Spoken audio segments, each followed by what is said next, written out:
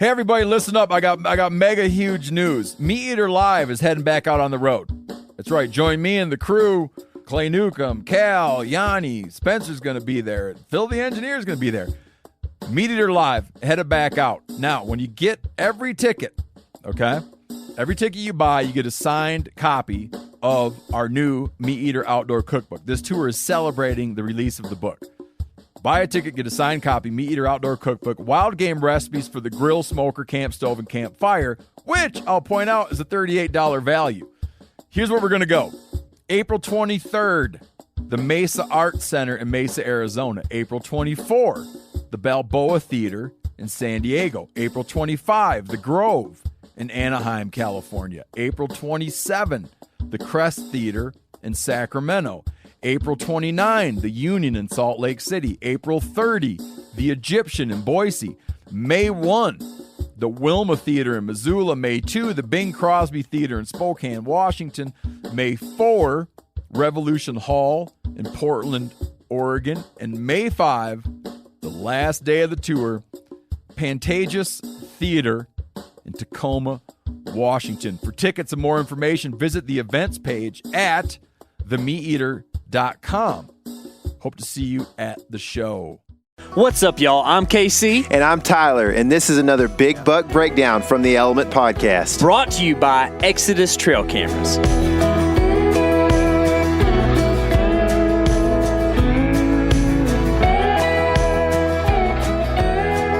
All right, so now on the phone we've got Brian Grossman from the QDMA. Brian, what's happening, man? Not a whole lot, man. Just waiting for the next time I can climb back in a tree. Yeah, that's kind of that's the deer hunter's world, man. We're always waiting on the next time to climb into a tree. We just climbed out of the mountains. Yeah, it breaks my heart every day I can't get into a tree stand. Yeah, I bet, man. Well, you recently were able to climb into a tree stand and do some work, and I looked back at some of your past Instagram stuff, and it looked like you may have had this buck on camera. Is that right? I did. Yeah. He wasn't the one that I had a lot of pictures of. Wasn't really the one that I was specifically going after. But after killing him, I went back and looked, and I did have him on there a few times. That's cool, man. So, how'd it go down? Were you using that camera intel to make this happen, or did you just go in there on a whim? No, it definitely played a big part in it. I found this area the year before. It was some really good bedding cover. And I knew it was good cover, but I kind of found it by really just coincidence. I was hunting a field edge last year, just trying to stick a doe on this piece of public land. And I happened to watch two does stand up from back behind me in that thick cover, which I knew it was possible they were bedding back there, but that was first time I'd actually seen them, witnessed them stand up out of their beds. So this past winter, I really got in there and looked that area over.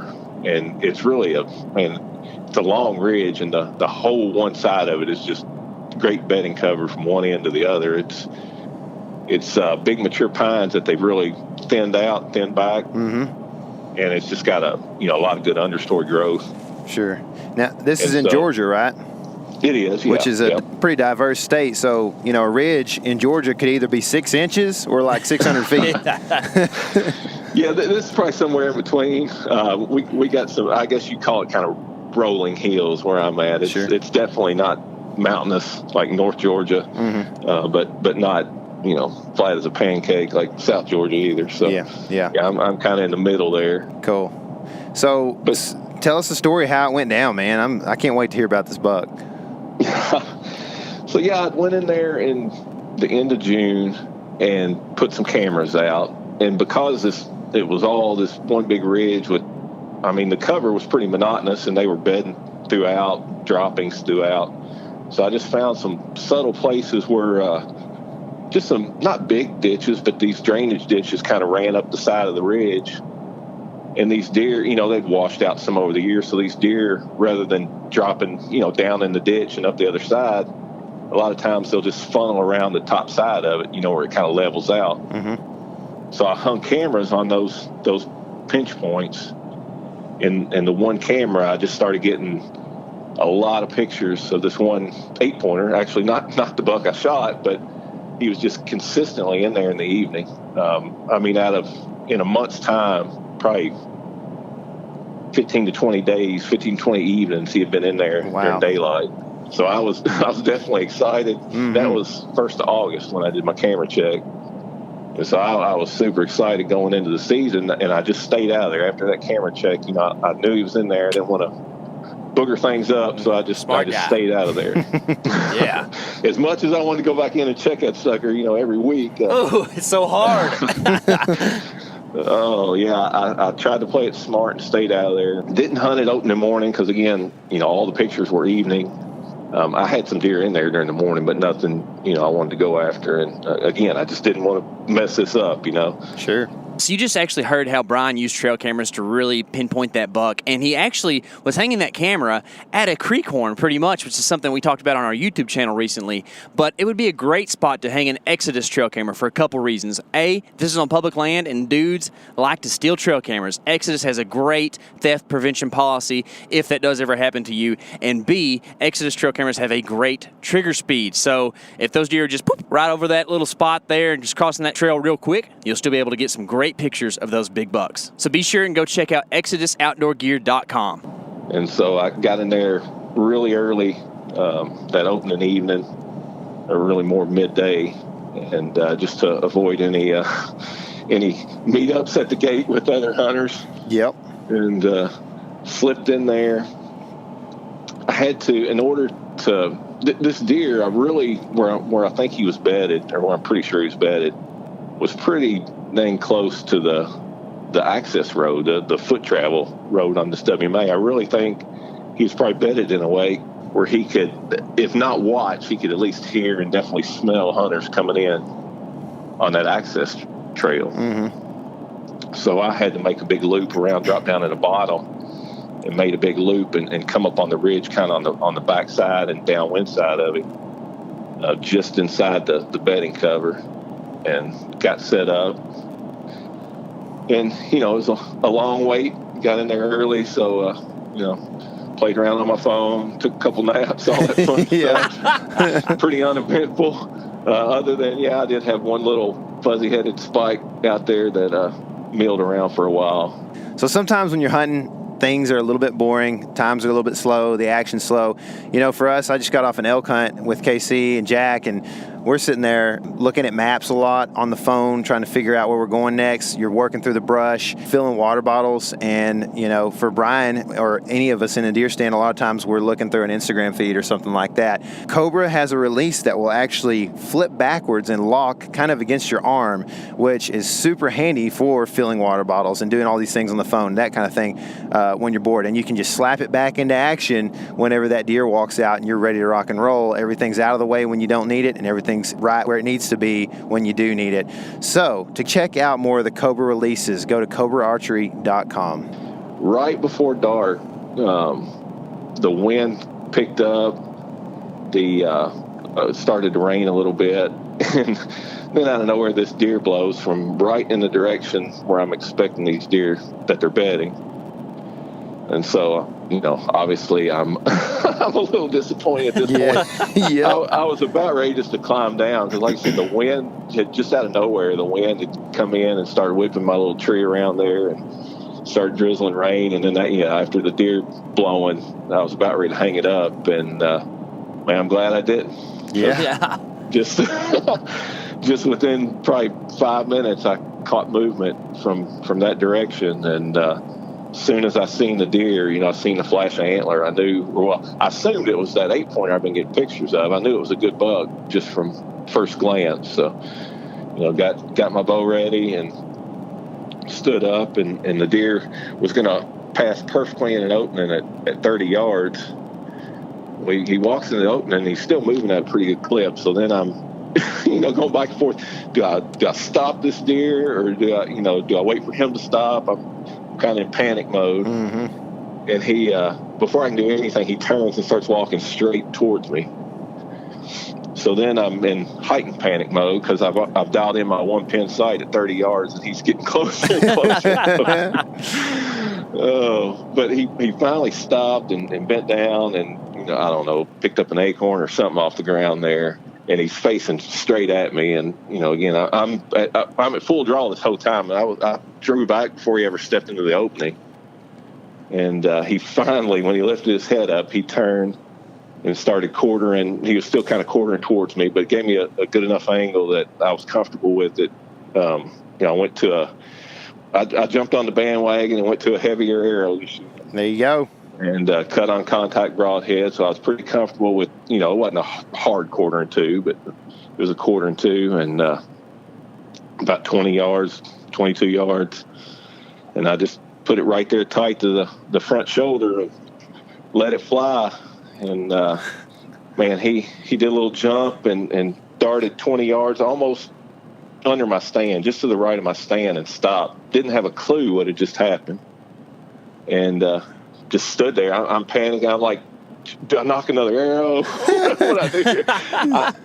I don't want to bust him out of there because he's right next to my tree, but I'm trying to grab another arrow, and he got the old wobbly legs, man, and tipped over. Oh, man. Oh, that's fun, dude. Nothing like watching them fall. That's awesome. Oh, my gosh. Yeah, I had the same thing happen in Iowa last year where, like, the buck ran to the other side 20 yards of my tree, and he's standing there, and I'm like, if I knock an arrow and he takes off another 100 yards, now I got a tracking job, So what do I do? Right, yeah. It's a weird deal, man. So as you heard, Brian is a believer in the heavy arrow game, and so are we. For the past couple years here, we've been shooting these Day 6 arrows and broadheads. That combination is just like the perfect mix of FOC, heavy arrow, good arrow flight, heavy-duty stuff that just really does a number on whitetails. Yeah, and they're super durable. If you've watched our hog video on YouTube from July, I think it was, man, like that dude ran through some heavy, thick brush and did not break the arrow. To learn more about these arrows, maybe get some, go check out day6gear.com. Yeah, dude. So I don't really think of Georgia as like an early season whitetail state. I don't know when y'all's opener is, but man, killing a buck like this in September is pretty cool. Is that a pretty normal thing for you to be able to do? Not for me. No, I've never killed an opening day buck. So yeah, this was new to me. I think it's happening more. They just legalized baiting on private land. Yeah. Here in Georgia. Well, half the state, it's kind of an odd deal. Half the state, it's been legal in for a while, and they just legalized in the other half of the state a few years ago. So you're seeing a lot more of these, early season buck kills where people will get them before they change the patterns up. We open the second Saturday in September, so not as early as some states, like Kentucky, but still early enough where you can catch them on that early feed pattern. So on the right year, you could hunt September 8th in Georgia. Yeah, that's right. Yeah, that's the earliest. It'll hit September 8th, and then last year was the 14th. I guess is about as late as you'll ever hit it. So. Yeah, that's awesome, man. You've been grinding it out, I guess you could say, on public there in Georgia for a few years now. Is this your first public land deer in Georgia, or first public land buck, or have you done this before? It's my second public land buck, Gotcha. But yeah, this one was much better. Don't have any problem getting on the does. I can shoot does every year, but man, yeah, I've struggled getting on a good buck here. It's been a learning experience. Sure. One of the things we deal with in Texas is probably pretty similar, where it's hard to find a buck, especially a legal one, where we're at, because they got to be 13 inches wide. And so, you're kind of like, man, do I shoot a doe early season and blow this area out, where I got pictures of bucks all, summer or whatever, or what should I do? And so you end up getting late season, and then things change, and shooting a doe is pretty tough sometimes on public as well. I don't know if that's similar to your experience sometimes, or how it looks for you. Oh, yeah. Yeah, it definitely gets tougher as the season goes on, and especially some of these properties like that one that, it's limited hunting as it is, but they have some gun hunts thrown in there, and, that really gets the deer scattered and Sure. a little harder to find. Yeah. You were talking about the next opportunity you have to get in a tree. So did you burn your buck tag and now you have to wait for another season, or how does that work? No, you get 2 bucks in Georgia. Yeah. So yeah, I still have a buck tag, and you can on some of the hunts, some of the gun hunts, and actually this area where I killed this one has a couple of gun hunts that bonus bucks. Mm-hmm. So you can kill several deer here if you play it right. Yeah. But yeah, I still got one more. Just got work in the way, right? Yeah. Yeah. Yeah. So talk about that a little bit, man. They're pretty good to me. I get to slip out quite a bit in the evening, especially, this time of year when it doesn't get dark till later. Sure. Yeah. I can get out and get a hunt in. Well, talk about that real quick, man. Just give a good shameless plug for the QDMA, Quality Deer Management Association. Yeah. We're the only deer out there fighting for, or the only organization out there fighting for wild deer. There you go. Yep. Ooh, I like that phrase, wild deer. Wild ones. Oh, that's what I'm talking about. Yeah. That's awesome, man. So where can people check out more about QDMA? Yeah, just QDMA.com for now. Until we unveil a new name. But baby. Everything right now is still at QDMA.com. So definitely check that out. And when's the unveiling coming? Do we have a window to look at there? I don't know. Sometime in October here, I believe. Okay. But, okay. Yes.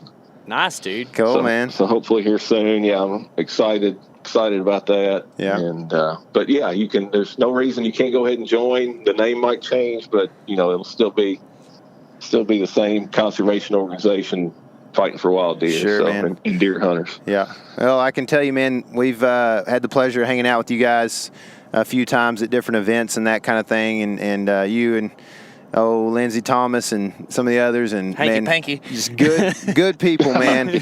We enjoy hanging out with y'all, and we're glad we got you as friends, and we're glad we've got you as people working on behalf of us as hunters and that kind of thing. So thanks for coming on and talking about this deer. Congratulations on it, man. I hope you get another one this year. Well, I hope so, but if not, my season's made. There you go. Definitely. Awesome, dude. Awesome. Been a good one.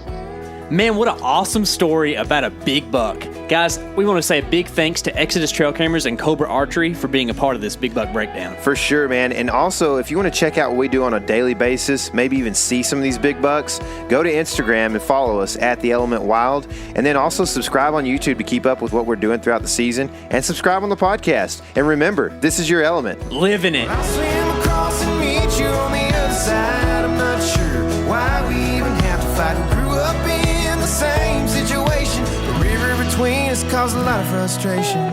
Brothers, let's forgive and forget.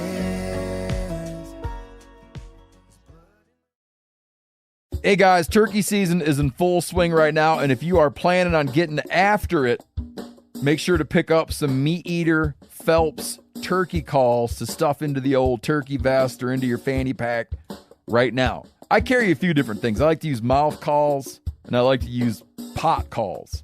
Mouth calls or diaphragms, I like them because it gives you hand-free calling, meaning when you're working a bird up close, you can have your gun on your knee, finger on the trigger, ready to roll, and still be making turkey sounds. I like pot calls because I just like pot calls. I enjoy calling with a pot call. Whatever direction you go, including a box call, which I don't personally use too much, but they're fun and great, and I started out with them. Yanni, on the other hand, one of my main turkey hunting buddies, he loves box calls. And what's funny is I'll now and then look to him and give him the look that means get out your box call and find us a turkey. So it's not that I don't like them. I just have Yanni use his. Then I don't have to carry it. Go to Phelps Game Calls. Get calls that are made in the USA and get calls that'll get them close. Find yours at phelpsgamecalls.com today.